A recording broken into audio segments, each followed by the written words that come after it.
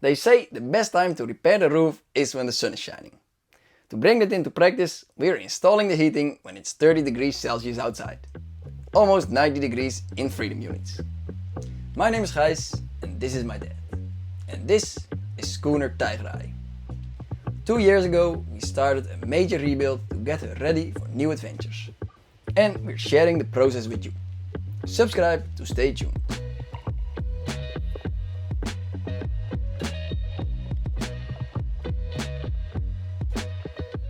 Before we can start on the interior of the saloon, we have to take the floor out. There's some old electrical wiring that we want to remove, hydraulic piping from the wheelhouse steering pump that needs repositioning, and the steel underneath just needs some attention. So we're taking out the table. Not sure if we're gonna use that again.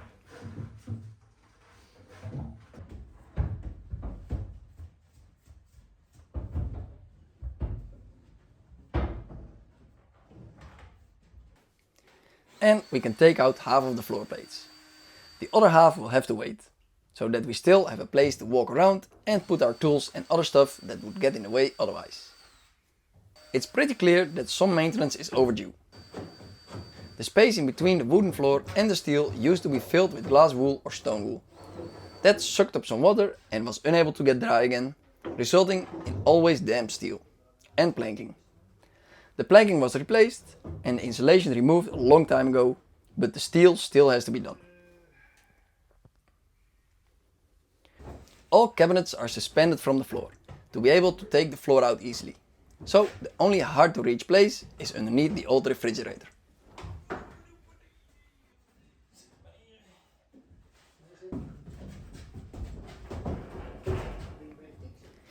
These concrete plywood floorboards are suspended from the floor by wooden blocks. The steel frames that are welded on the tank top were just to support the previous floor, but don't serve a purpose anymore. Since the steel deck is supported by frames from the bottom, removing them makes maintenance a whole lot easier. But we have to be careful not to damage the hydraulic pipes because we want to reuse them. On some parts the paint is a bit greasy, so to prevent setting the whole ship on fire, we'll scrape that off first. The hydraulic steering pipes will run a bit different than they used to, so we need to cut some holes in the frames to get them through.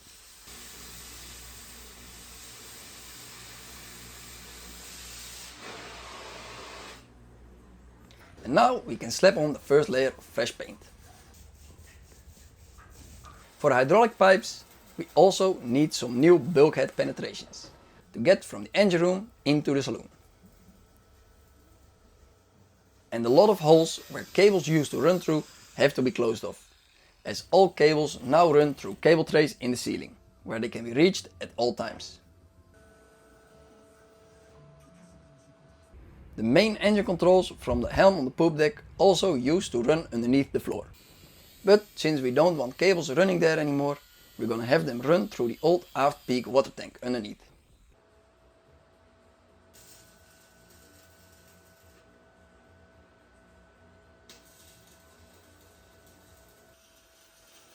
That tank is directly located behind the engine room, so we can just penetrate that bulkhead and reconnect them to the main engine. The tank itself was only used once in the past 50 years. That was in 1990 when Dad and Grandpa took off on their trip around the world with the ship. As you can see, she's pretty deep in the water. They took 13 tons of fresh water with them, which turned out to be a bit of an overkill. After it was empty, they only used the other 2 water tanks in the belly of the ship, containing 7 tons. We are now planning to use the aft peak tank as a storage for wood, as we are also going to install a wood stove in the middle of the saloon. Speaking of which, the wood stove needs a foundation, which has to be welded to the steel tank top, so that has to be done while the floor is out. So we're taking out the old fridge and in the same go hoist in the used but still good wood stove that we bought from my cousin.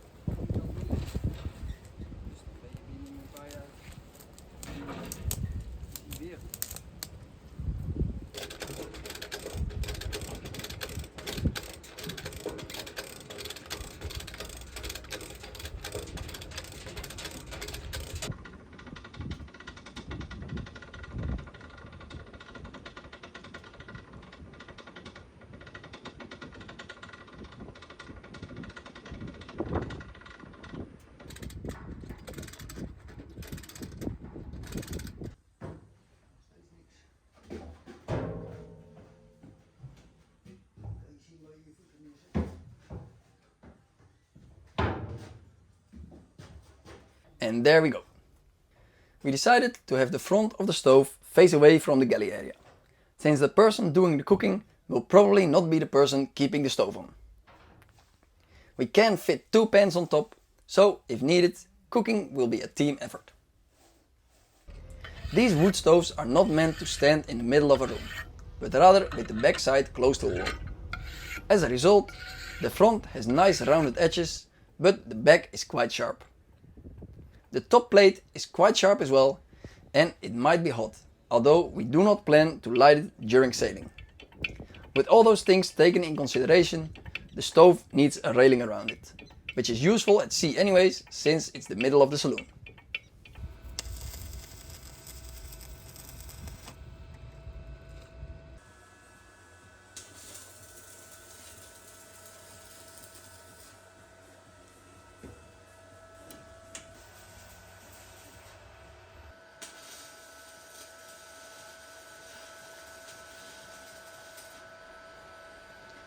The manhole from the aft peak tank made it very uncomfortable to get in and out of the tank. So we cut it out and we're going to reuse one of the old engine room escape hatches for which we did not have a purpose yet.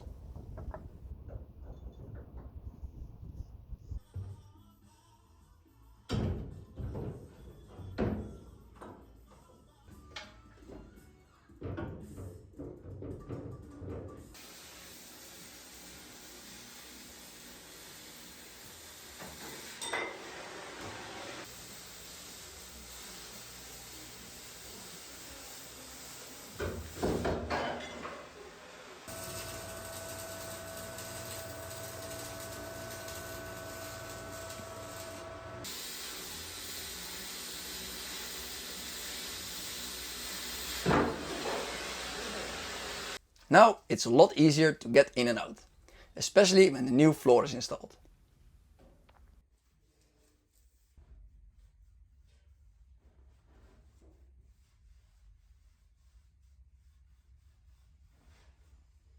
There will only be 2 things installed under the floor, since it's not the easiest place to reach. The first thing will be the grease line, from the automatic grease pump in the engine room to the rudder shaft. The other thing is the 3 hydraulic pipes from the steering wheel and the wheelhouse to the steering gear.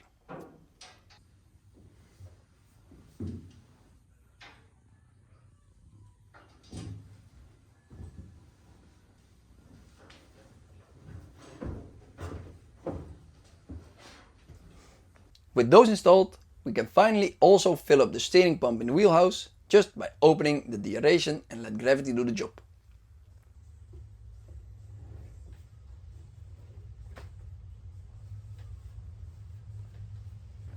And we can check the system. And now that steering wheel is functional again as well.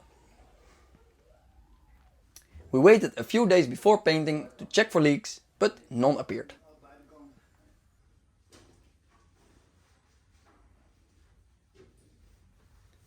Since we'll use the old water tank as a storage for wood, we need a small floor inside to move around easily.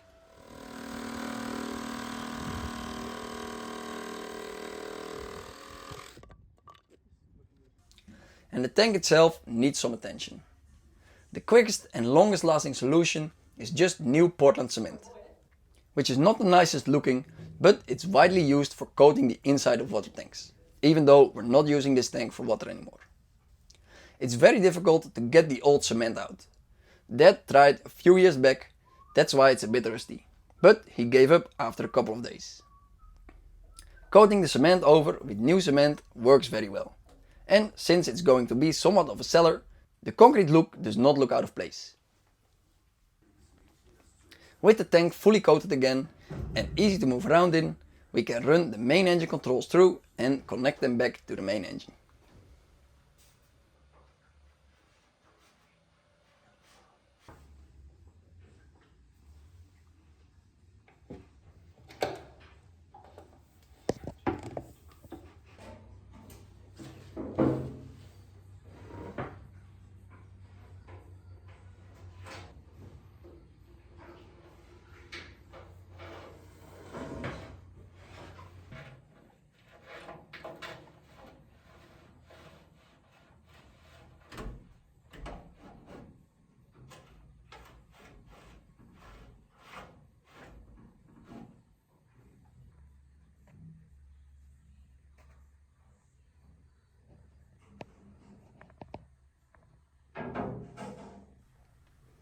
A wood stove needs fresh air to burn, and it will take that from wherever it can enter the saloon if it's not properly supplied.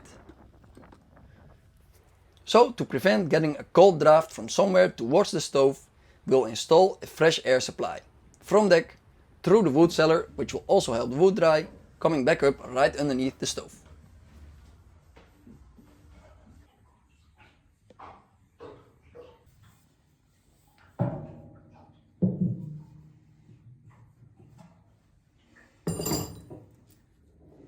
With half of the saloon floor done, it's time to remove the other half, which looks just as bad. And here as well, to make our lives easier, we'll remove the old frames.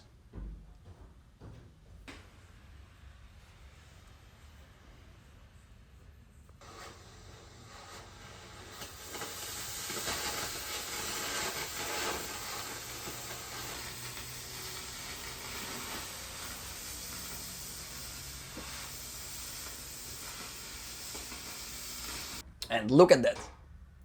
The concrete plywood floorboards can now be installed back. We do want the floor to be insulated again, but we don't want insulation straight on the steel anymore. Instead, we shortened the wooden blocks that support the floor to lower it so that we can insulate on top of the floorboards, but still keep the same overhead space.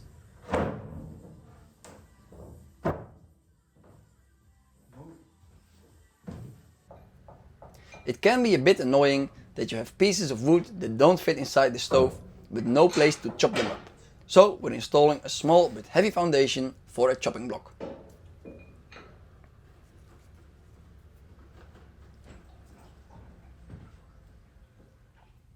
Now all the steelwork is finished, and before we can install any more interior, we have to install a new floor. Like in the wheelhouse, we're going to have heated floors, so that we won't lose space on the radiators. The pattern for the floor heating tubes will be routed into cement particle board because that spreads the heat nice and evenly. So first, we have to cut the boards into pieces that cover the entire floor.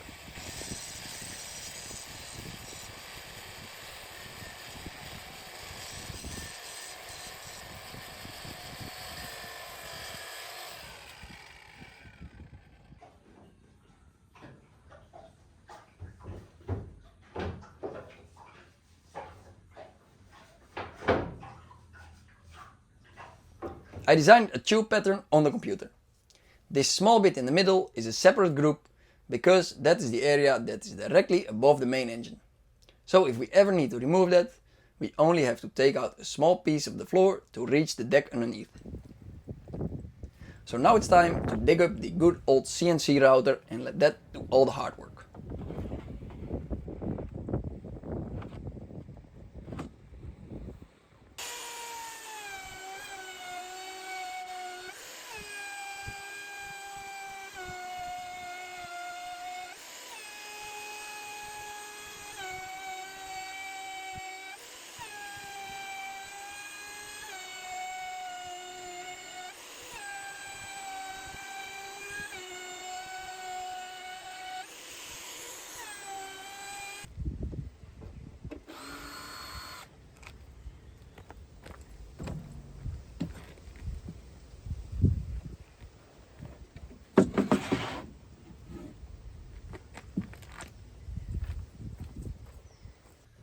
As floor insulation, we're using fire retarding, self-extinguishing EPS foam boards.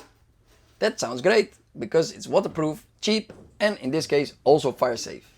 But I kind of forgot that the fire thing was not the only reason that I hated this styrofoam stuff.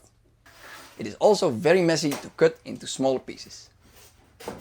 Anyways, since we've already bought it, I'm gonna use it as well, and with the vacuum cleaner standby, we can keep the mess to a minimum. On top, we can carefully lay out the freshly routed cement particle boards.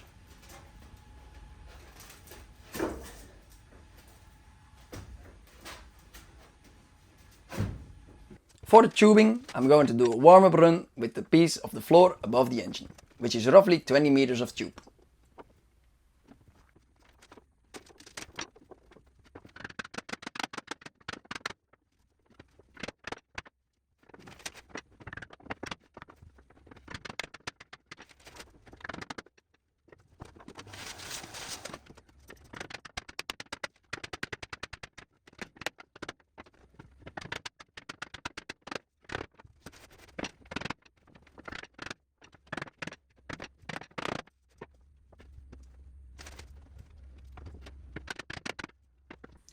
After the other 80 meters is installed, we can cover it up with a thin layer of noise reduction foil and everything is covered by a top layer of flooring. We're keeping one part free because we want to use that floor area for a kitchen peninsula, stretching from the countertop to the chopping block. We need the space to install a dishwasher and a under-counter freezer. We have chosen again to use PVC flooring because it's waterproof, wear resistant and works very well with heated floors. To pick a floor, we went to the flooring outlet store and chose the one that looked the most like the one that we have in the wheelhouse. I'm not sure yet if I really like it, but it was cheap, so we can always replace it for another one.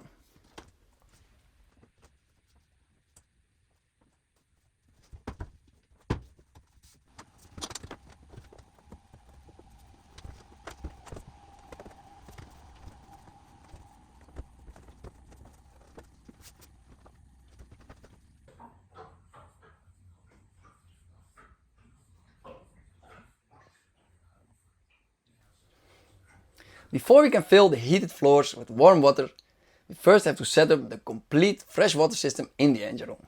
But that's for another time.